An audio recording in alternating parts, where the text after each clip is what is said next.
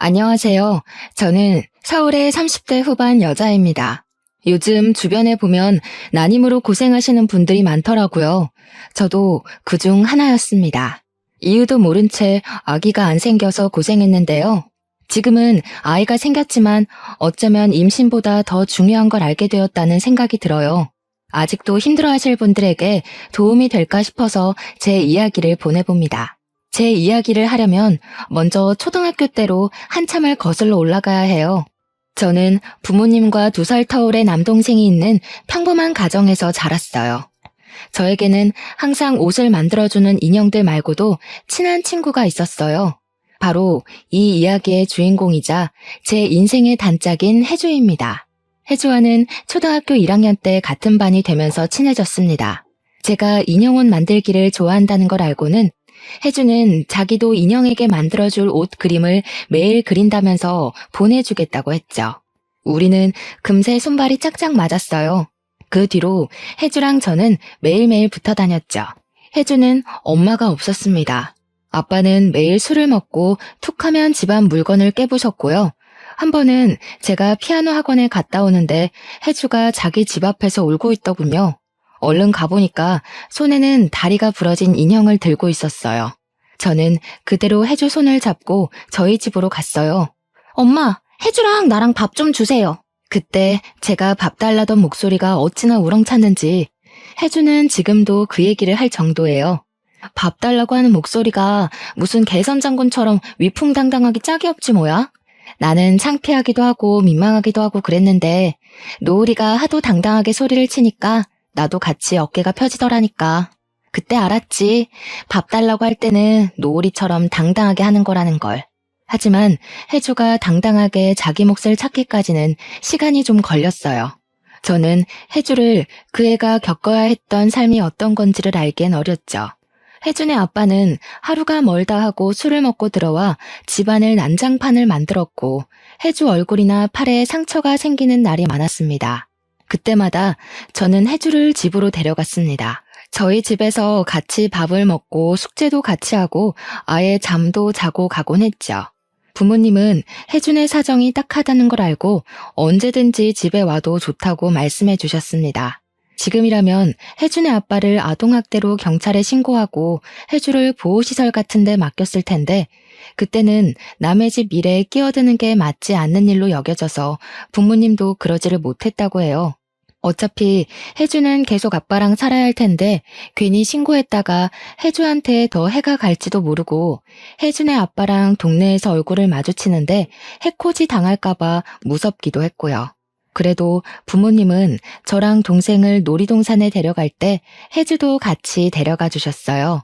혜주랑 제 동생이랑 저랑 셋이서 미키마우스 머리띠를 하고 입가에 아이스크림을 잔뜩 묻힌 채로 찍힌 사진을 보면 지금도 웃음이 나온답니다. 중학교 올라갈 때까지도 저희는 친한 친구로 지냈어요. 그런데 중학교 2학년이 되면서부터 혜주에게는 담배를 피우는 친구들이 생겼죠. 집이 안식처가 되지 못하는 혜주에게는 그 애들처럼 자기 마음을 알아주는 친구가 없었겠죠. 그리고 중학교 3학년 때 매일 술만 먹던 혜준의 아빠가 돌아가셨어요. 혜준은 장례식장에 덩그러니 혼자 앉아 있었어요. 저는 그런 혜주 손을 잡고 울었어요. 한편으론 다행이란 생각도 들었습니다. 그렇게 혜주는 할머니랑 살게 되었어요. 고등학교는 달랐지만 그래도 혜주랑 저는 연락을 자주 하면서 지냈어요. 열심히 공부해서 취직할 거라고 마음을 잡는가 싶더니 어느 날 혜주에게 남자친구가 생겼어요. 혜주는 점점 더 남자친구에게 몰두하더군요. 결국 혜주는 고2 때 임신을 했습니다. 혜주가 임신했다는 걸 저는 나중에 알게 됐어요. 혜주가 임신해서 학교를 그만둔다는 소식을 다른 사람을 통해 들었을 때는 기분이 묘했죠. 혜주는 결국 남자친구와 결혼했지만 결혼식은 생략한 채 혼인신고만 한 채로 살고 있었어요. 둘 다 학생이니 시댁에 들어가 살았죠. 그렇게 혜주는 어린 나이에 엄마가 되었습니다. 가끔 연락을 하면 혜주는 시부모님과의 갈등으로 힘들어하곤 했어요. 우리 시어머니는 나를 왜 그렇게 미워하는지 몰라. 내가 무슨 자기 아들 앞길을 막아? 밤새 아기 데리고 애쓰다가 겨우 잠들면 아침부터 들이닥쳐서 방꼬리 이게 뭐냐, 젖병 소독도 안 하고 엄마 맞냐 이러면서 난리를 친다니까. 아, 진짜 내가 이 집에서 살다간 내 명예 못 살지. 시어머니가 자기더러 아들 앞길 막은 년이라면서 사사건건 간섭을 한다는 거였어요. 우리 시어머니 또 아침부터 들이닥쳐서 난리쳤어. 안 그래도 힘들어 죽겠는데. 진짜 하루라도 마음 편히 자고 마음 편히 밥 좀 먹었으면 소원이 없겠다. 애 가지고 결혼한 게 죄다 죄. 어제는 또 우리 남편이 뭐라 그러는지 알아? 나더러 관리 좀 하란다. 참, 내가 누구 때문에 이러고 사는데. 아, 그랬구나. 혜주야, 근데 미안한데 내가 지금 동아리 모임이 있어서 가봐야 할 것 같아. 오늘 선배들이랑 다 같이 만나는 날이거든. 아이고, 뭐 이렇게 바쁜지 모르겠네. 아, 선배님 안녕하세요. 저도 지금 가보려고요. 힘든 마음을 털어놓을 대상이 없던 혜주는 저한테 종종 연락을 했지만 MT의 동아리 활동 등으로 바빴던 저는 혜주의 이야기를 들어주지 못했어요. 고부 갈등이란 게 새내기 대학생이었던 저한테는 너무 아득한 일이었죠. 노을아, 나 왜 이렇게 가슴이 답답한지 모르겠어. 숨이 잘 안 쉬어져. 밤늦게 미안한데 이런 말할 사람이 너밖에 없어. 술 마셔도 속에 뭐가 얹혀있는 것 같고. 저기 혜주야, 진짜 미안한데 내가 지금 내일 시험이랑 발표가 있어가지고 너무 바쁘거든. 오늘 밤 꼬박 세워야 해서 나중에 통화하면 안 될까? 아니 내가 이번 주 지나고 전화할게. 저는 다음 주에도 혜주에게 전화하지 못했습니다. 졸업 준비에 대학원 준비에 정신이 없었거든요. 혜주랑 만났을 때도 그다지 공감대가 없다는 걸 느끼곤 했던 탓도 있었을 거예요. 그렇게 혜주와 저의 삶은 하늘과 땅만큼 멀어져 있었습니다. 혜주가 시댁 식구들과 복닥거리며 사는 동안 저는 대학원을 졸업하고 의류회사에 취직을 했어요. 대학원에서 만난 남자친구랑 같이 살다가 33살에 결혼도 했습니다. 혜주보다 15년은 늦게 결혼했네요. 그때까지만 해도 아기를 가지는 건 사정 때문에 미룬 거였지 이렇게 어려운 일이 될 거라곤 상상하지 못했습니다. 결혼식 당일은 정말 정신이 없더군요. 한 사람 한 사람 일일이 신경 쓰는 게 보통 일이 아니더라고요. 혜주는 금방 사라져버렸어요. 신부 대기실에 온 혜주를 보고 반갑게 인사를 했지만 다른 손님이 와서 인사하는 사이에 혜주가 사라져 대화도 제대로 못 나눴죠. 결혼식이 끝나고 한숨 돌리게 되어서야 혜주 생각이 났습니다. 혜주한테 신경을 못 써준 게 미안하단 생각이 그제야 들었습니다. 그렇게 생각하고도 제 삶이 바빠서 연락도 못하고 지내고 있었는데 얼마 후 혜순의 할머니가 돌아가셨다는 소식을 들었어요. 저는 부랴부랴 일을 마치고 장례식장으로 갔죠. 싸늘한 기운까지 도는 장례식장에 혜주는 또 혼자 앉아있더군요. 눈물 자국이 말라버린 얼굴은 반쪽이 되어 있었고요. 할머니가 계속 전화하셨는데 내가 못 받았어. 그냥 사는 게 너무 힘들어서 할머니가 아픈데 한번 가보지도 못하고 하은이는 내 얼굴 제대로 보려고 하지도 않고 남편은 집에 들어오지도 않고 내가 할머니한테 얼마나 잘못했는지 그게 이제야 생각이 났다. 노을아, 나 어떡하니? 저는 그 자리에서 혜주를 끌어안고 같이 울었습니다. 그날 장례식장에서 혜주랑 밤을 새우며 이런저런 얘기를 나눴어요. 얘기를 들어보니 상황이 더 안 좋더군요. 혜주 딸 하은이는 스트레스 때문인지 어릴 때부터 실어증이 있었는데 여러모로 치료를 받아봤지만 잘 고치지 못했다고 했어요. 혜주는 하은이가 그렇게 된 게 자기가 너무 모자라서 시어머니랑 남편이랑 다투고 애한테 화도 많이 내서 그런 것 같다면서 울었죠. 그리고 설상가상으로 혜주 남편은 1년 전부터 집에 잘 들어오지도 않는다고 했습니다. 핸드폰에 그 여자랑 다정하게 톡 주고받은 게 그대로 있더라고. 내가 얼마나 만만한지 내 눈치를 보지도 않는 거야. 시어머니는 나한테 애망친년이라고 하더니 이젠 남편 밖으로 돌게 한 년이라고 욕을 해. 뭐가 어디서부터 잘못된 건지 이젠 뭘 해도 흥미도 안 생기고 사람들 만나는 것도 싫고 다 귀찮게 느껴져. 노을아, 진짜 이게 다 내 잘못일까? 이씨, 그게 왜 네 잘못이야. 남편이 바람난 게 마누라 탓이라는 사람이 제일 이상한 거 아니야? 애는 같이 낳아서 같이 키운 건데 왜 항상 모든 걸 네 탓으로 돌리냐고. 네 시어머니 뭐 어떻게 된 거 아니야? 그런 말 듣지 마. 네 잘못 아니야. 네가 다 잘하진 않았어도 네가 자책할 일은 아니라고.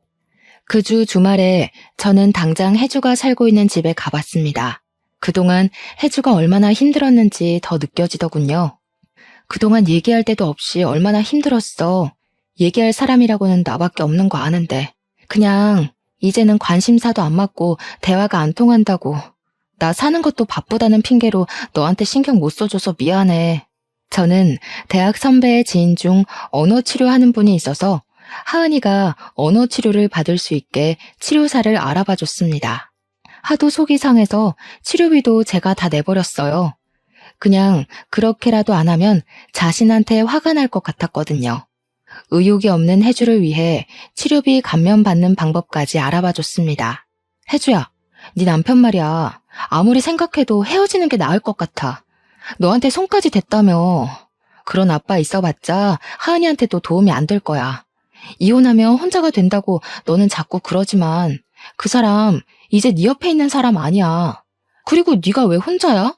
너한테는 하은이가 있고 나도 있는데. 저는 남편과 헤어지라는 말을 어렵게 꺼냈죠. 혜주는 남편과 시댁을 그렇게 욕하면서도 이혼하면 죽는 것처럼 생각했거든요. 제 말을 들은 혜주는 제 앞에서 한참을 울었습니다. 그러고는 알겠다고 고개를 끄덕이더군요. 바람난 혜주 남편은 옳다구나 하고 헤어져 주겠다고 하더군요. 그런데 혜주가 배우자 귀책으로 소송을 걸자 혜주는 또 못살게 굴었습니다. 소송 취하를 안 하면 혜주랑 하은이를 가만 안 두겠다나요? 위자료 줄 돈이 없으니 배째라고도 했다는 겁니다. 그 사람 화나면 나한테 손찌검까지 했는데 그러다가 하은이한테까지 해코지하면 어쩌지? 아빠한테 괴롭힘 당하는 거 하은이에게는 절대로 겪게 하고 싶지 않은데 나 너무 무서워 노우라. 그냥 이혼하지 말고 사는 게 낫지 않을까? 하은이한테 어떻게 설명해야 할지도 모르겠고 거기서 더 상처받으면 어떡해? 이혼 안 한다고 해결되는 문제가 아닌 것 같아 혜주야. 아이 가지고 협박까지 하는 사람인데 그런 사람 아빠라고 있어봤자 애한테 좋을 거 하나도 없지 않을까? 지금까지 괴롭힘 당한 걸로 충분한데 또 버틴다고? 하은이가 정말 그런 걸 원할까? 하은이의 치료는 더디게 진행됐습니다. 이혼 소송을 하면서도 혜주는 딸에 대한 죄책감에서 벗어나질 못했어요. 아이한테 상처만 준다면서 대낮부터 술을 마시며 눈물을 흘리기 일쑤였어요. 오죽하면 하은이 엄마 술 좀 그만 마시게 말려달라고 저한테 문자를 보냈을까요? 혜주를 생각하면 마음이 안 됐지만 저는 팩트 공격을 날려야 했습니다. 언제까지 자책만 할 거야? 네가 그럴수록 하은이한테 독이 된다는 거 몰라? 아직 젊은데 갈 데 없다고 한탄만 하지 말고 너 스스로 일어날 방법을 찾아야지. 너 자신을 위해서 노력하란 말이야. 아이 망쳤다고 자책만 하면서 정작 네 인생은 그렇게 방치해둘 거냐고. 네가 일어나야 하은이도 일어나는 거잖아. 내가 뭘 할 수 있겠어. 내가 할 줄 아는 게 뭐가 있다고. 나 공부 안 한 지 몇십 년이나 됐고 머리도 다 굽고 살도 찌고. 혜주 너 꿈이 있었잖아. 미래를 꿈꿀 때가 있었잖아. 우리 아직도 젊어. 살찐 거랑 공부하는 거랑 무슨 상관이야? 우리 이제 34인데 여기서 인생 종칠 거야? 지금도 늦지 않았어. 하은이를 위해서라도 힘내야지. 잔말 말고 내일부터 검정고시 학원 다녀. 너는 내 입장을 모르니까 그렇게 쉽게 말하지. 네가 한 번이라도 나처럼 살아봤어? 나는 아무도 내 편이 돼주는 사람이 없는데 너는 너희 부모님도 무조건 널 응원해주고 네 동생도 네 편만 들어줬잖아. 너는 부모님한테 지원받으면서 공부할 수 있었으니까 그렇게 쉽게 말하는 거야. 답답한 마음에 저도 화가 나서 혜주를 두고 와버렸어요. 혜주 말도 틀린 말은 아니었죠. 그렇지만 어쩌겠어요. 얼마 뒤 혜주로부터 편지가 왔더군요. 노을아, 널 생각하면 미안한 마음이 앞선다. 내 일에 그렇게 눈물 흘려주고 자기 일처럼 나서서 도와준 사람 너밖에 없었는데 나는 못난 마음에 너를 질투하곤 했어. 우리 어렸을 때부터 똑같이 패션 디자이너가 되고 싶어 했지. 나는 대학도 못 가고 집에서 육아에 찌들어 있는데 대학생이 되어 옷도 만들고 반짝반짝 빛나는 네가 정말 부러웠어. 못난 나를 용서해 줄래? 네 말대로 내가 내 인생을 방치한 게 맞는 것 같아. 날 위해 화를 내주는 널 위해서라도 이제부터라도 노력할게. 혜주는 검정고시를 공부해 고등학교 졸업 학력을 따고 그 후로 방송통신대학에도 입학했습니다. 혜주는 제 인생은 자기보다 평탄하다고 했지만 그때는 제 인생도 본격적인 가시밭길이 되어가고 있었죠. 결혼한 지 1년쯤 지나서 아기를 가지려고 무던히 애를 썼는데 잘 되지 않았어요. 남편은 외아들의 손이 귀한 집이라 시댁에서는 대놓고 티를 안 내도 은근한 압박이 느껴졌죠. 시부모님 보란 듯이 아기를 낳고 싶었습니다. 그 전까지는 대단한 인생은 아니더라도 제가 계획한 것들은 다 이뤄졌거든요. 아기를 가지는 것만은 마음대로 되지 않더군요. 2년이 넘어가도록 아기가 생기지 않아 저는 하루하루 점점 힘들어하고 있었어요. 시험관 시술은 몸에 너무 무리가 되었습니다. 시험관 시술을 한 번 할 때마다 세상이 조금씩 내려앉는 느낌이랄까요? 용하다는 한의원에서 하라는 대로 다 하고 먹는 것도 조심하며 1년 내내 몸을 사리며 살았는데도 소용이 없었죠. 그러는 동안 혜주는 방통대에 다니며 전화 상담원으로도 일하고 있었어요. 상황이 엄청 좋아진 건 아니었지만 그래도 자신을 위해 노력하게 된 후로 표정도 밝아지고 하은이도 상태도 훨씬 좋아지고 밝아졌습니다. 그에 반해 저는 나날이 어두워져 갔죠. 3년이 넘어가자 시댁에서 대놓고 말이 나오기까지 했어요. 아이고, 뭐 문제는 없다면서 왜 그렇게 애가 안 들어서는지. 우리 아들은 아무 문제가 없다는데 혹시 너한테 무슨 문제가 있는데 숨기는 거 아니니? 이런 식으로 압박이 들어오자 마음은 점점 급해지고 답답해졌어요. 길에서 아이들을 보기만 해도 눈물이 날 정도였어요. 좋아하는 스쿠버 다이빙도 못하고 술도 못 마시니 스트레스를 풀 데가 없고 재미있는 일도 하나도 없어지고 있었습니다. 강제 친구들은 벌써 애가 초등학교 갈 나이가 됐다는데 우리 강제는 어떻게 이렇게 소식이 없다니? 우리 아들이 뭐가 모자라서 아이도 못 낳는 건지. 너 진짜 검사는 제대로 해본 거야? 병원을 다시 알아보는 게 좋지 않겠니? 정 안 되면 뭐 다른 방법을 찾아봐야 하니까. 다른 방법이라뇨? 무슨 방법이라도 있다는 말씀이세요? 아니, 뭐 방법이 있다기보다는 더 노력을 해야 한다 이거지. 내 평생에 손주는 보고 죽어야 하지 않겠니? 요즘 난임이 그렇게 흔하다는데 인스턴트 식품 많이 먹고 컴퓨터 많이 하고 그래서 그런 거 아니니? 하여튼 여자는 이러나 저러나 몸을 조심해야 해. 시부모님한테 상처를 받을 때마다 남편한테 풀다 보니 남편과의 사이도 소원해지고 말았어요. 어머니는 아기 안 생기는 걸 왜 자꾸 내 탓만 해? 같이 검사해서 아무 이상 없다고 나왔잖아. 당신이 어머니한테 잘 말씀을 드려야지. 자꾸 나한테 문제 있다는 식으로 말씀하시는 거 정말 기분 나빠. 여기서 뭘 어떻게 더 조심해? 나더러 일도 하지 말고 집에 꼼짝 말고 있으라는 거야 뭐야. 내가 뭘 어쨌다고 또 나한테 그래?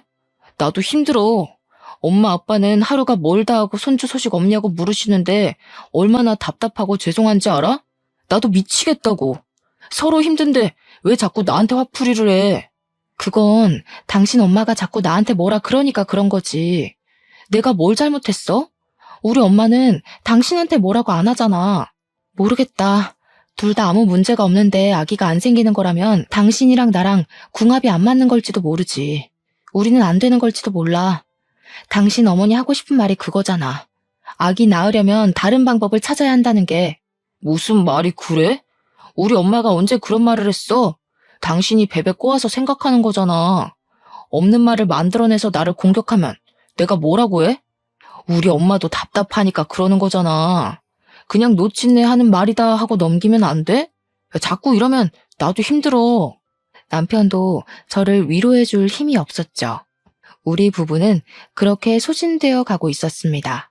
제가 힘들어하는 걸 안 해주는 저에게 놀러 가자고 말하기도 하고 맛있는 걸 사들고 집에 찾아오기도 했어요. 하지만 저의 슬픔은 쉽게 나아지지 않았어요.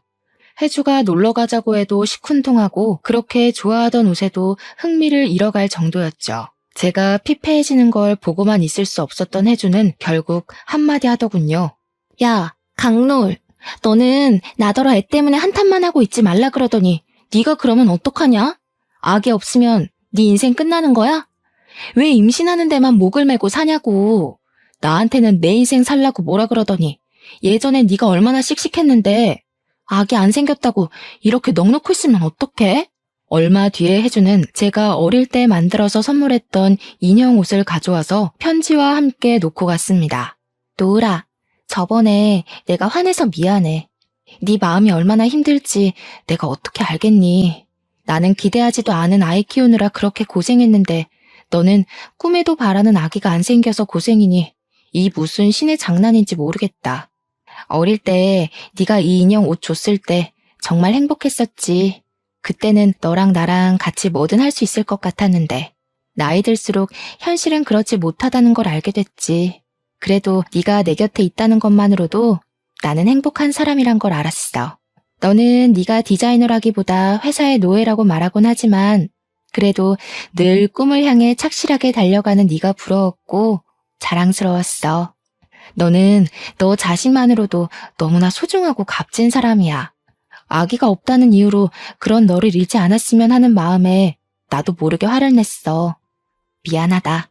혜주가 주고 간 인형 옷을 만지작거리면서 저는 많이 울었어요. 아기한테 제 손으로 옷을 만들어주고 싶었는데 하지만 혜주 말이 다 맞는다는 걸 인정할 수밖에 없었죠. 그 후 저는 내가 어떤 삶을 살고 싶었는지 다시 생각해 보았습니다. 아기의 정신이 팔려서 생각지 못했던 제가 하고 싶었던 것들이 생각나더군요. 저는 평소에 생각했던 디자인들을 그리기 시작했어요. 어쩌다가 그걸 쇼핑몰을 하던 선배에게 보여줬더니 선배가 바로 자기 쇼핑몰에서 팔아보면 어떻겠냐고 하지 않겠어요? 선배네 쇼핑몰은 떼어다 파는 옷도 팔았지만 선배가 직접 디자인해서 제작한 옷도 팔고 있었거든요.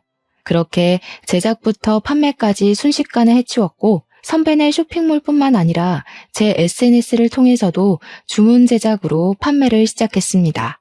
생각했던 것보다 반응이 훨씬 좋았어요. 주문 제작으로 들어오는 물량이 많아서 회사를 그만둬야 하나 고민해야 할 정도였죠. 무엇보다 제가 성취감을 느끼고 저 자신에 대해 긍정적인 느낌을 받게 되었다는 것이 중요한 일이었어요. 혜주도 방통대를 졸업하고 쇼핑몰을 열었습니다.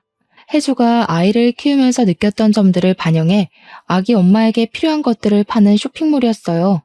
한창 꿈 많을 나이에 온통 눈앞에는 해결해야 할 문제였던 혜주의 육아 경험이 빛을 발했는지 다행히 장사가 괜찮게 되었죠.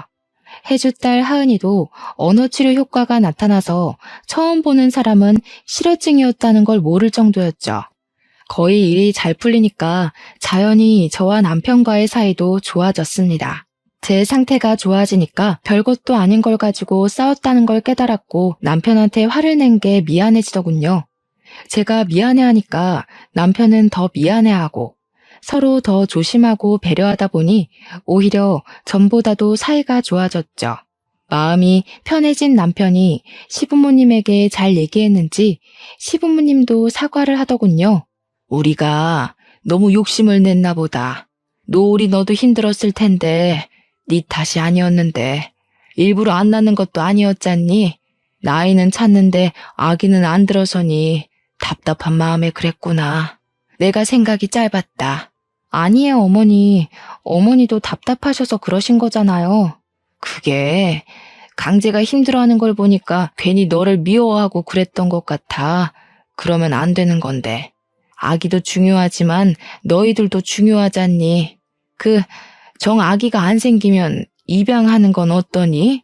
내 친구 아들 부부도 입양했는데 그 아이가 그렇게 이쁠 수 없다고 그러더라고. 사실 입양 생각을 안 해본 건 아니었어요.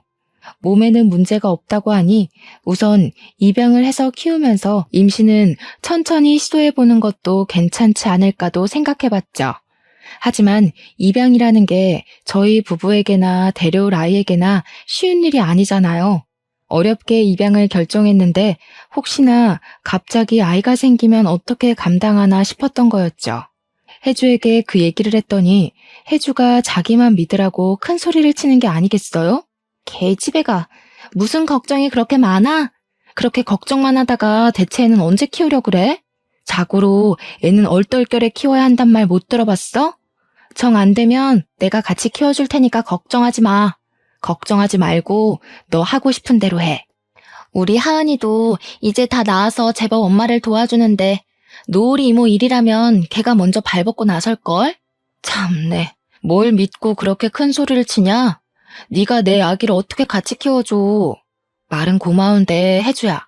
아무리 그래도 그건 너무 같다. 얘 봐라. 왜 못 키워줘?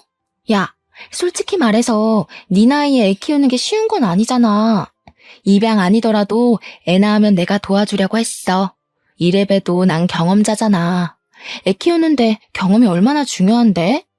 네가 나보다 공부는 더 했는지 몰라도 애 키우는 건 내가 한 수이라 이거야.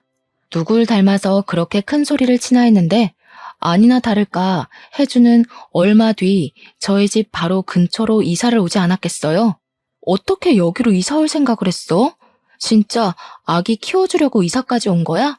하은이 학교는 어쩌고? 이사할 때가 됐으니까 겸사겸사 온 거지.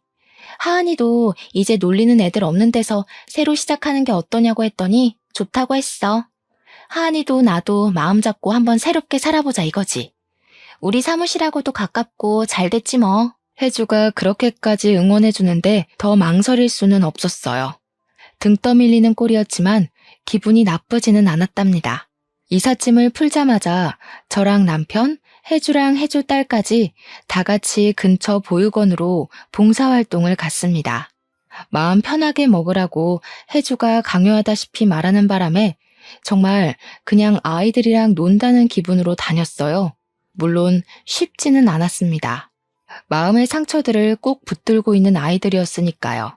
우리를 받아들이는가 싶다가도 밀어내는 아이들을 보며 힘들기도 많이 힘들었지만 참 많은 걸 느꼈어요.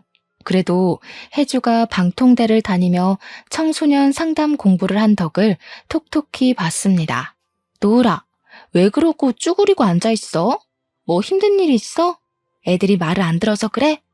애들은 원래 말을 안 듣는 거야. 너무 상심하지 마. 아, 그런 거였냐? 내가 몰랐네. 그냥 애들이 마음을 안 열어주는 걸 보는 게 매번 힘들기는 해.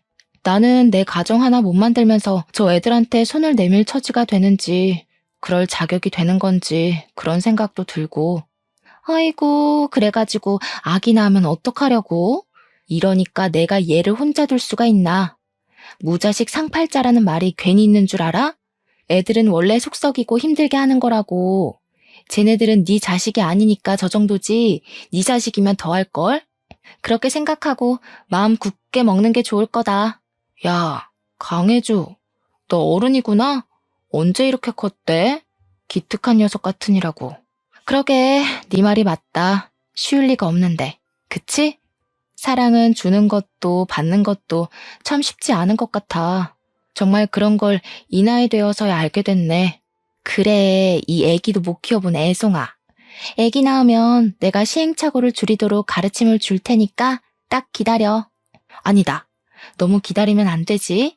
기다리지는 말고 기대만 해, 기대만. 보육원에 다니다 보니 세상에는 도움이 필요한 사람이 많다는 것이 눈에 들어왔어요. 혜주 딸 하은이도 자기 도움이 필요한 아이들을 돌봐주면서 오히려 자기가 마음의 치유를 받는다는 걸 느낄 수 있었어요. 아무리 마음을 편하게 먹는다 해도 아이를 입양하려고 보육원 봉사를 하게 된 거였지만 저희는 특이하게도 어린아이나 아가들보다는 좀 나이가 있는 이제는 입양 가능성이 거의 없는 아이들에게 마음이 갔어요. 그 아이들을 보고 있자면 그 나이대의 혜주가 떠올랐습니다.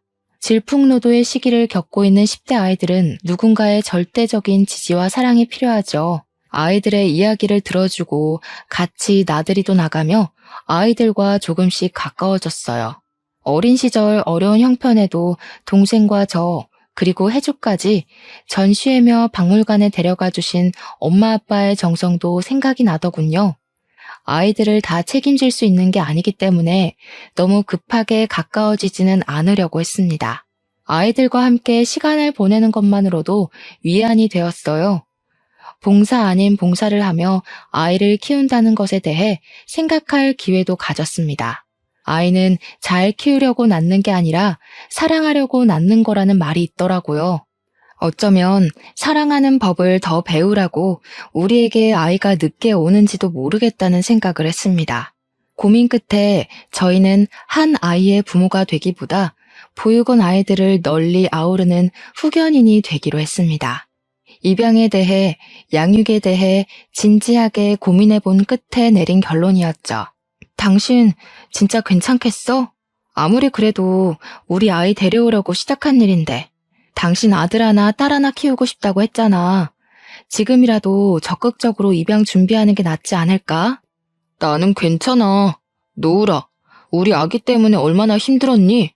그래서 우리가 아기를 왜 가지려고 했는지 생각을 해봤잖아. 너랑 나 닮은 아이를 갖고 싶었던 거고, 아이가 커가는 모습을 보며 기쁨을 느끼고 싶었고, 부모님께도 혈육의 즐거움을 드리고 싶었지. 거기 있는 아이들 다 똑같이 사랑이 필요한 아이들인데 한 아이만 골라 데려온다는 게 도저히 납득이 안 될 것 같아. 그렇지만 어머님 아버님도 아직 기다리시는 눈치던데. 엄마 아빠랑도 얘기해봤어. 우리 얘기 듣더니 두 분도 가끔 와서 봉사하고 싶으시다고. 이러다 두 분이 입양하는 거 아닌가 모르겠다. 우리 마음 급하게 먹지 말고 사랑이 필요한 곳에 사랑을 주는 거라고 생각하자. 2년이 된다면 우리에게 아이가 올 거고 그게 아니라도 행복하잖아. 제 남편이랑 저도 아직 30대 중반이었지만 젊기 때문에 아이들과 더 가까워질 수 있었어요. 저는 주문 제작 받던 옷이 잘 팔려서 결국 회사를 그만두고 저만의 브랜드를 론칭하게 되었어요. 저는 보육원 아이들에게 제가 만든 옷을 하나씩 선물하기 시작했습니다. 아이들의 기뻐하는 얼굴을 보면 제 마음의 방도 조금씩 넓어지는 게 느껴졌어요. 그리고 입양은 정말 우연한 기회로 일어났습니다. 제가 아니라 혜주에게 먼저 일어났어요. 저희가 다니던 보육원 봉사를 하던 도중 알코올 중독 아버지에게 학대받다가 아버지가 돌아가셔서 들어온 5살짜리 여자아이 윤혜가 있었어요. 윤혜는 누구에게도 마음의 문을 열려고 하지 않았습니다. 말도 안 하고 다른 아이들이 노는 걸 겁에 질린 강아지처럼 쳐다보기만 했죠. 그런 윤혜의 마음을 제일 잘 아는 사람이 있었으니 그건 바로 혜주였어요. 혜주랑 윤혜가 같이 있는 모습을 보면 나이 차를 넘어서 꼭 소꿉장난하는 친구 같다는 느낌을 받고는 했어요. 서로의 마음을 가장 잘 이해하고 서로를 치유해주는 그런 친구였죠. 원래 5살 정도 되면 이미 자기의 습관이 생겼기 때문에 입양하는 데까지 엄청난 시간과 노력이 소요되기 마련이거든요. 그런데 혜주랑 윤혜는 마치 원래부터 가족이었던 것처럼 자연스럽게 서로를 받아들였어요. 말수가 많지는 않아도 이제는 할 말은 다 하는 혜주 딸 하은이도 동생이 생기는 걸 아주 반겼죠. 하은아, 동생 생겨서 엄마 뺏길까봐 걱정되고 그러지는 않아? 윤혜가 집에 오면 아무래도 네 엄마가 윤혜한테 신경을 많이 써야 할 텐데 하은이가 섭섭하지 않겠어? 이모도 참. 동생인데 섭섭하긴 뭐가 섭섭해요? 윤혜가 얼마나 귀여운데. 저번에 데려다가 자니까 외롭지도 않고 얼마나 좋았는지 알아요? 우리 집은 항상 허전했는데 윤혜가 오니까 뭔가 따뜻해지는 것 같던걸? 그리고 나도 고등학생인데 동생 질투나 할까봐? 노을이 이모는 동생한테 질투했어? 그러니? 이모는 약간 질투했던 것 같기도 하고.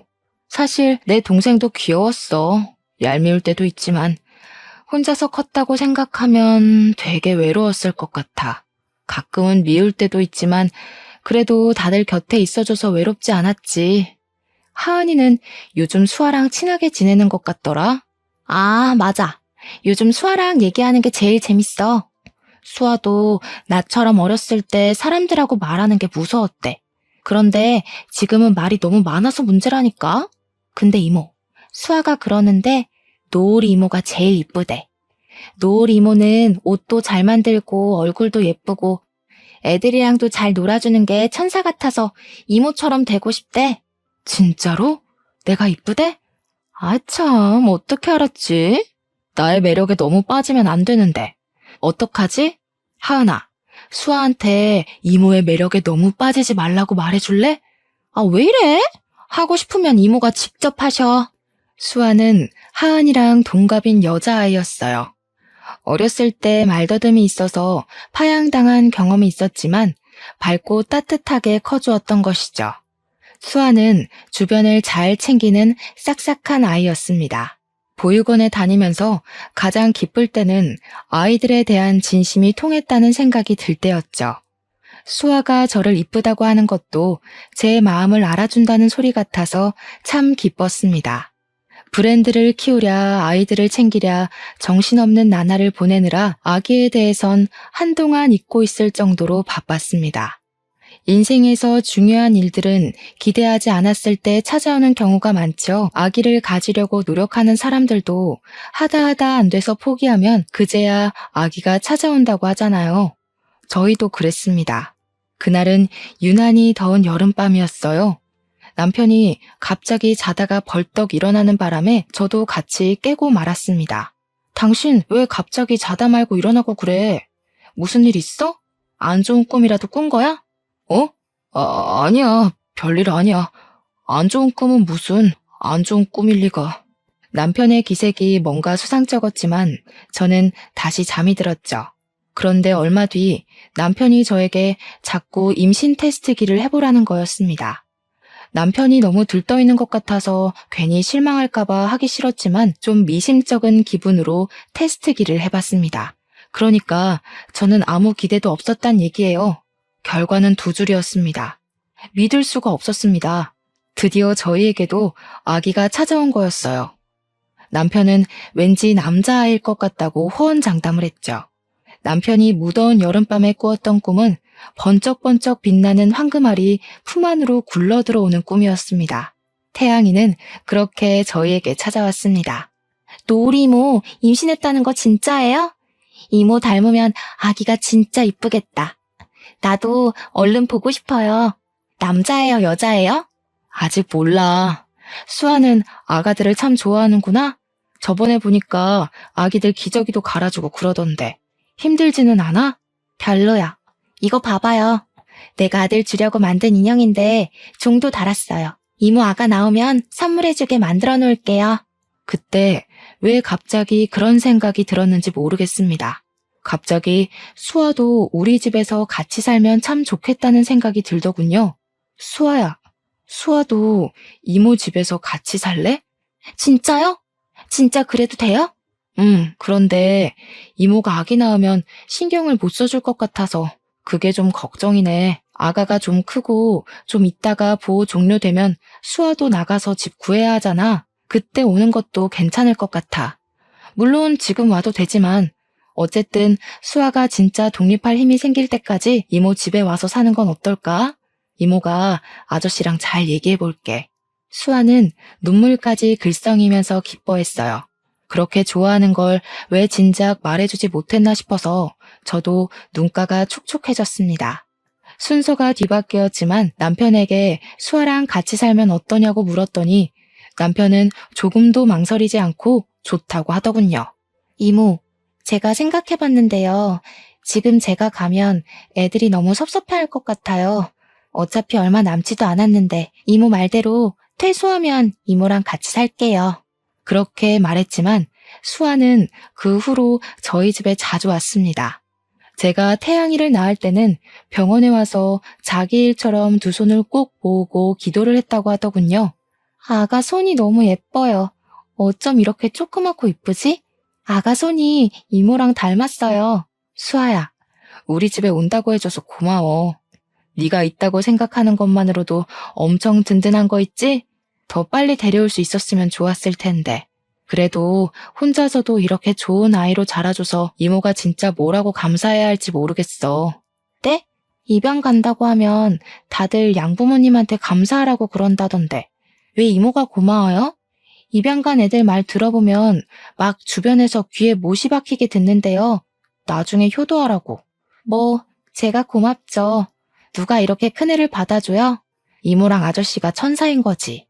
아니야. 사람들이 몰라서 그래. 다 커서 와주는데 우리가 고마운 거지. 너랑 나는 다른 집들처럼 서로 부딪히는 부분도 별로 없잖아. 앞으로 더 지내봐야겠지만 나는 네가 내 딸 같기도 하고 동생 같기도 하고 어쩔 때는 언니 같기도 하고 그래. 네가 우리 가족이 되어준다니까 엄청 좋은 선물을 받은 느낌이야. 돈 주고는 절대 살 수 없는 그런 선물. 여보, 밖에서 아주머니들 하는 소리 들으니까 수아가 딸인지 동생인지 자기들끼리 의견이 분분하던데 뭐 저렇게 큰 딸이 있겠냐고. 근데 동생이라기엔 또 너무 어린 것 같으니까 친척일 거면서들. 근데 둘이 닮긴 닮았나 봐. 어쨌든 가족인 줄 아는 거 보니까. 어떡해? 내가 해명을 좀 해줘야 되나? 아이고 참. 남의 일에 왜 그리들 관심이 많은지 모르겠네. 동생이면 어떻고 딸이면 또 어때서? 신경들 끄라고 말해줘 수아야. 괜히 신경 쓰지 마.